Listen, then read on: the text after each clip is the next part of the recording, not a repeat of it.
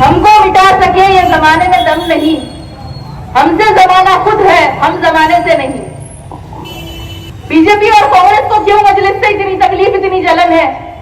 543 में से मजलिस के तो सिर्फ 2 एमपीज है ना, और ये 2 एमपीज के अलावा हैदराबाद में हमारे कुछ एमएलए है, महाराष्ट्र में कुछ है और बिहार में एक एमएलए है।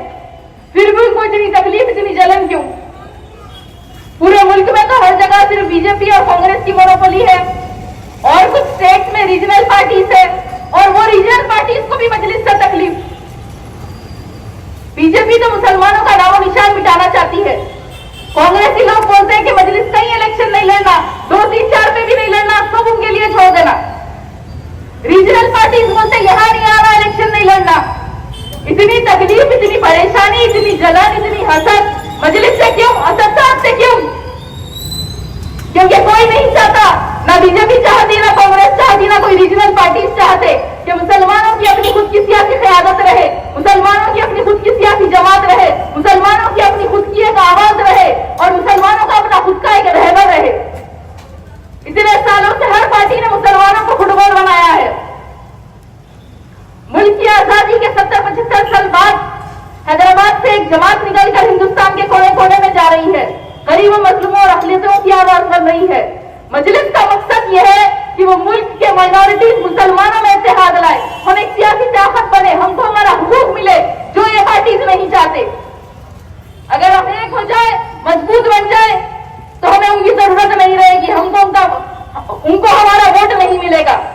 इसलिए वो चाहते हैं कि हम हमेशा गरीब रहे, पीछे रहे, उनकी दबेल चबेल में रहे, उनके गुलाम बन के रहे। और शुरुआत से ही कोई नहीं चाहता था कि मुसलमानों की अपनी खुद की एक सियासी जमात रहे, क्योंकि आज से 65 साल पहले जब फखरे मिल्लत अब्दुल वाहिद ओवैसी ने मजलिस इत्तेहादुल मुस्लिमीन का आगाज किया था, तो 11 महीने उनको जेल में डाल दिया गया। नेहरू खत भेजते थे जेल में कि इन कागजात पर साइन कर दो, मजलिस एक जमात नहीं रहेगी, एक पॉलिटिकल पार्टी नहीं रहेगी, तो तुमको जेल से रिहा कर दिया जाएगा। लेकिन फखरे मिल्लत ने जमात का सौदा नहीं किया था। अपने बड़े बुजुर्गों के साथ मिलकर उन्होंने मेहनत की, जिद्दोजहद की, और हमारे उन बड़े बुजुर्गों की बदौलत जो उन्होंने बीज बोए थे उसका फल आज हम उठा रहे हैं, उसका फल आज हमको मिल रहा है। नजीब मिल्लत असदुद्दीन ओवैसी साहब मुल्क के कोने कोने में जाकर जालिमों के दुश्मन बनकर, फिरकापरस्त ताकतों से लड़कर अपने इंफरादी फायदे के लिए नहीं, इज्तिमाई फायदे के लिए काम कर रहे हैं, कौम और मिल्लत के लिए काम कर रहे हैं। अगर मुल्क की आजादी के 70-75 साल बाद अगर कोई मुस्लिम ख़ाइद हमारे मुल्क में उभर रहा है, आगे बढ़ रहा है, तो किसी को वो बर्दाश्त नहीं हो रहा। इसीलिए आज उन्हीं के घर में, उन्हीं के किले में उनको कमजोर करने की कोशिश की जा रही है, नई नई साजिशें रची जा रही है। आप लोग किसी के बहकावे में मत जाइए। ये कांग्रेस और बीजेपी दोनों एक है, दोनों एक है, दोनों एक ही सिक्के के 2 रुख है।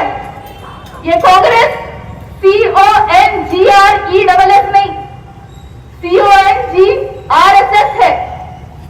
कांग्रेस का जो पंजा है, ये हाथ है, उससे मुसलमानों का खून बहता है।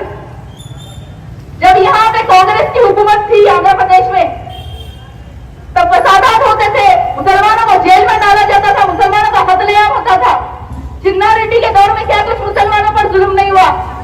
बाबरी मस्जिद की शहादत जिसकी दौर में हुई, कांग्रेस के वो लीडर नरसिम्हा राव जब आंध्र प्रदेश के चीफ मिनिस्टर थे, तो मुसलमानों के ऊपर क्या कुछ जुल्म नहीं होता था? उन्होंने कहा था कि मुसलमानों के कानों में शीश भर दो, हर थोड़े दिन यहाँ कर्फ्यू